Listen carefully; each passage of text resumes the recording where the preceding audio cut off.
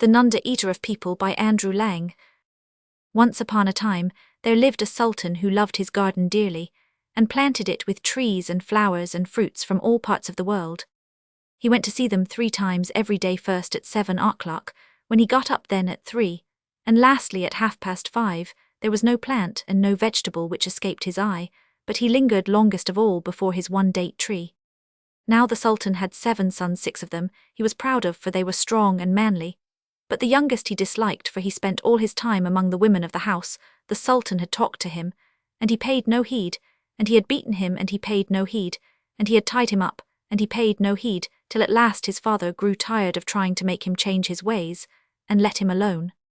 Time passed, and one day the sultan to his great joy saw signs of fruit on his date tree, and he told his vizier, "My date tree is bearing," and he told the officers, "My date tree is bearing," and he told the judges, "My date tree is bearing," and he told all the rich men of the town. He waited patiently for some days till the dates were nearly ripe, and then he called his 6 sons, and said, "One of you must watch the date tree till the dates are ripe, for if it is not watched the slaves will steal them, and I shall not have any for another year." And the eldest son answered, "I will go, father," and he went. The first thing the youth did was to summon his slaves, and bid them beat drums all night under the date tree, for he feared to fall asleep. So the slaves beat the drums, and the young man danced till 4 o'clock, and then it grew so cold he could dance no longer.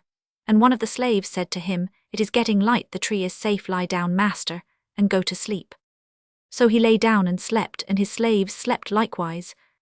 A few minutes went by, and a bird flew down from a neighbouring thicket, and ate all the dates without leaving a single one. And when the tree was stripped bare, the bird went as it had come soon. After one of the slaves woke up and looked for the dates, but there were no dates to see. Then he ran to the young man and shook him, saying, "Your father set you to watch the tree, and you have not watched, and the dates have all been eaten by a bird." The lad jumped up and ran to the tree to see for himself, but there was not a date anywhere, and he cried aloud, "What am I to say to my father? Shall I tell him that the dates have been stolen, or that a great rain fell and a great storm blew? But he will send me to gather them up and bring them to him, and there are none to bring. Shall I tell him that Bedouins drove me away? And when I returned there were no dates, and he will answer, you had slaves, did they not fight with the Bedouins? It is the truth that will be best, and that will I tell him." Then he went straight to his father, and found him sitting in his veranda, with his 5 sons round him, and the lad bowed his head. "Give me the news from the garden," said the sultan. And the youth answered, "The dates have all been eaten by some bird, there is not one left." The sultan was silent for a moment, then he asked, "Where were you when the bird came?" The lad answered, "I watched the date tree till the cocks were crowing, and it was getting light, then I lay down for a little, and I slept. When I woke, a slave was standing over me, and he said, there is not one date left on the tree, and I went to the date tree, and saw it was true, and that is what I have to tell you." And the sultan replied, "A son like you is only good for eating and sleeping. I have no use for you, go your way, and when my date tree bears again, I will send another son, perhaps he will watch better." So he waited many months till the tree was covered with more dates than any tree had ever borne before. When they were near ripening, he sent one of his sons to the garden, saying, "My son, I am longing to taste those dates. Go and watch over them, for today's sun will bring them to perfection." And the lad answered, "My father, I am going now and tomorrow, when the sun has passed the hour of 7, bid a slave come and gather the dates." "Good," said the sultan. The youth went to the tree and lay down and slept, and about midnight he arose to look at the tree, and the dates were all there, beautiful dates swinging in bunches. "Ah, my father will have a feast indeed," thought he. "What a fool my brother was not to take more heed. Now he is in disgrace, and we know him no more. Well, I will watch till the bird comes. I should like to see what manner of bird it is." And he sat and read till the cocks crew, and it grew light, and the dates were still on the tree. "Oh, my father will have his dates, they are all safe now," he thought to himself. "I will make myself comfortable against this tree." And he leaned against the trunk, and sleep came on him, and the bird flew down and ate all the dates. When the sun rose, the headman came and looked for the dates, and there were no dates, and he woke the young man, and said to him, "Look at the tree." And the young man looked, and there were no dates, and his ears were stopped, and his legs trembled, and his tongue grew heavy at the thought of the sultan. His slave became frightened as he looked at him, and asked, "My master, what is it?" He answered, "I have no pain anywhere, but I am ill everywhere. My whole body is well, and my whole body is sick. I fear my father, for did I not say to him tomorrow at 7, you shall taste the dates, and he will drive me away as he drove away my brother. I will go away myself before he sends me." Then he got up and took a road that led straight past the palace, but he had not walked many steps before he met a man carrying a large silver dish covered with a white cloth to cover the dates. And the young man said, "The dates are not ripe, yet you must return tomorrow." And the slave went with him to the palace, where the Sultan was sitting with his 4 sons. "Good greeting, master," said the youth. And the Sultan answered, "Have you seen the man I sent?" "I have, master, but the dates are not yet ripe." But the Sultan did not believe his words, and said, "This 2nd year I have eaten no dates. Because of my sons, go your ways, you are my son no longer." And the Sultan looked at the 4 sons that were left him, and promised rich gifts to whichever of them would bring him the dates from the tree.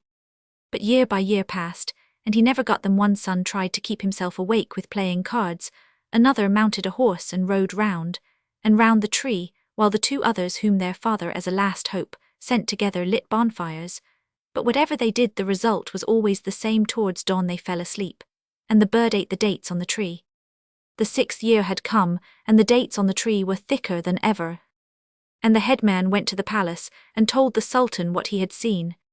But the Sultan only shook his head and said sadly, "What is that to me? I have had 7 sons, yet for 5 years a bird has devoured my dates, and this year it will be the same as ever." Now the youngest son was sitting in the kitchen, as was his custom when he heard his father say those words, and he rose up and went to his father and knelt before him. "Father, this year you shall eat dates," cried he, "and on the tree are 5 great bunches, and each bunch I will give to a separate nation, for the nations in the town are 5 this time. I will watch the date tree myself." But his father and his mother laughed heartily, and thought his words idle talk. One day news was brought to the Sultan that the dates were ripe, and he ordered one of his men to go and watch the tree. His son, who happened to be standing by, heard the order, and he said, "How is it that you have bidden a man to watch the tree when I your son am left?" And his father answered, "Our 6 were of no use, and where they failed will you succeed." But the boy replied, "Have patience today, and let me go, and tomorrow you shall see whether I bring you dates or not." "Let the child go, master," said his wife. "Perhaps we shall eat the dates, or perhaps we shall not, but let him go." And the Sultan answered, "I do not refuse to let him go, but my heart distrusts him. His brothers all promised fair, and what did they do?" But the boy entreated, saying, "Father, if you and I and mother be alive tomorrow, you shall eat the dates." "Go then," said his father. When the boy reached the garden, he told the slaves to leave him, and to return home themselves and sleep. When he was alone, he laid himself down and slept fast till 1 o'clock, when he arose and sat opposite the date tree. Then he took some Indian corn out of one fold of his dress, and some sandy grit out of another. And he chewed the corn till he felt he was growing sleepy, and then he put some grit into his mouth, and that kept him awake till the bird came. It looked about at first without seeing him, and whispering to itself, "There is no one here," fluttered lightly on to the tree, and stretched out his beak for the dates. Then the boy stole softly up and caught it by the wing. The bird turned and flew quickly away, but the boy never let go, not even when they soared high into the "Son of Adam," the bird said, when the tops of the mountains looked small below them, "if you fall you will be dead long before you reach the ground, so go your way, and let me go mine." But the boy answered, "Wherever you go I will go with you, you cannot get rid of me." "I did not eat your dates," persisted the bird, "and the day is dawning. Leave me to go my way." But again the boy answered him, "My 6 brothers are hateful to my father, because you came and stole the dates. And today my father shall see you, and my brothers shall see you, and all the people of the town, great and small, shall see you, and my father's heart will rejoice." "Well, if you will not leave me, I will throw you off," said the bird. So it flew up higher still, so high that the earth shone like one of the other stars. "How much of you will be left if you fall from here?" asked the bird. "If I die, I die," said the boy, "but I will not leave you." And the bird saw it was no use talking, and went down to the earth again. "Here you are at home, so let me go my way," it begged once more, "or at least make a covenant with me." "What covenant?" said the boy. "Save me from the sun," replied the bird, "and I will save you from rain." "How can you do that, and how can I tell if I can trust you?" "Pull a feather from my tail and put it in the fire, and if you want me I will come to you wherever I am." And the boy answered, "Well, I agree, go your way." "Farewell, my friend, when you call me, if it is from the depths of the sea I will come." The lad watched the bird out of sight, then he went straight to the date tree, And when he saw the dates his heart was glad, and his body felt stronger, and his eyes brighter than before, and he laughed out loud with joy, and said to himself, "This is my luck, mine evocation. Farewell, date tree, I am going to lie down. What ate you will eat you no more." The sun was high in the sky before the headman whose business it was came to look at the date tree, expecting to find it stripped of all its fruit. But when he saw the dates so thick that they almost hid the leaves, he ran back to his house and beat a big drum till everybody came running, and even the little children wanted to know what had happened. What is it, headman?" cried they. It is not a son that the master has, but a lion. This day Sittenthekichan has uncovered his face before his father." "But how, headman? Today the people may eat the dates." "Is it true, headman?" "Oh yes, it is true, but let him sleep. Till each man has brought forth a present. He who has fowls, let him take fowls. He who has a goat, let him take a goat. He who has rice, let him take rice." And the people did as he had said. Then they took the drum and went to the tree where the boy lay sleeping. And they picked him up and carried him away with horns and clarionets and drums, with clappings of hands and shrieks of joy, straight to his father's house. When his father heard the noise and saw the baskets made of green leaves brimming over with dates, and his son borne high on the necks of slaves, his heart leaped. And he said to himself, "Today at last I shall eat dates." And he called his wife to see what her son had done, and ordered his soldiers to take the boy and bring him to his father. "What news, my son?" said he. "News? I have no news, except that if you will open your mouth you shall see what dates taste like." And he plucked a date and put it into his father's mouth. "Ah, you are indeed my son," cried the Sultan. "You do not take after those fools, those good-for-nothings. But tell me, what did you do with the bird? For it was you, and you only, who watched for it." "Yes, it was I who watched for it and who saw it, and it will not come again, neither for its life, nor for your life, nor for the lives of your children. Oh, once I had 6 sons, and now I have only one. It is you whom I called a fool who have given me the dates. As for the others, I want none of them." But his wife rose up and went to him, and said, "Master, do not, I pray you, reject them." And she entreated long till the Sultan granted her prayer, for she loved the 6 elder ones more than her last one. So they all lived quietly at home, till the Sultan's cat went and caught a calf, and the owner of the calf went and told the Sultan. But he answered, "The cat is mine, and the calf mine," and the man dared not complain further. 2 days after, the cat caught a cow, and the Sultan was told, "Master, the cat has caught a cow," but he only said, "It was my cow and my cat." And the cat waited a few days, and then it caught a donkey, and they told the Sultan, "Master, the cat has caught a donkey," and he said, "My cat and my donkey." Next it was a horse, and after that a camel, and when the Sultan was told, he said, "You don't like this cat and want me to kill it. And I shall not kill it. Let it eat the camel, let it even eat a man." And it waited till the next day and caught someone's child, and the Sultan was told, "The cat has caught a child," and he said, "The cat is mine, and the child mine." Then it caught a grown-up man. After that the cat left the town, and took up its abode in a thicket near the road. So if anyone passed going for water, it devoured him. If it saw a cow going to feed it, devoured him. If it saw a goat, it devoured him. Whatever went along that road the cat caught and ate. Then the people went to the Sultan in a body, and told him of all the misdeeds of that cat. But he answered, "As before, the cat is mine, and the people are mine," and no man dared kill the cat, which grew bolder and bolder, and at last came into the town to look for its prey. One day the Sultan said to his 6 sons, "I am going into the country to see how the wheat is growing, and you shall come with me." They went on merrily along the road, till they came to a thicket, when out sprang the cat, and killed 3 of the sons. The cat," shrieked the soldiers who were with him, and this time the Sultan said, "Seek for it and kill it. It is no longer a cat but a demon." And the soldiers answered him, "Did we not tell you, master, what the cat was doing? And did you not say, my cat and my people?" And he answered, "True, I said it." Now the youngest son had not gone with the rest, but had stayed at home with his mother. And when he heard that his brothers had been killed by the cat, he said, "Let me go, that it may slay me also." His mother entreated him not to leave her, but he would not listen, and he took his sword and a spear and some rice cakes, and went after the cat, which by this time had run off to a great distance. The lad spent many days hunting the cat, which now bore the name of the Nunda, eater of people. But though he killed many wild animals, he saw no trace of the enemy he was hunting, for there was no beast, however fierce, that he was afraid of, till at last his father and mother begged him to give up the chase after the Nunda. But he answered, "What I have said I cannot take back. If I am to die, then I die, but every day I must go and seek for the Nunda." And again his father offered him what he would, even the crown itself, but the boy would hear nothing and went on his way.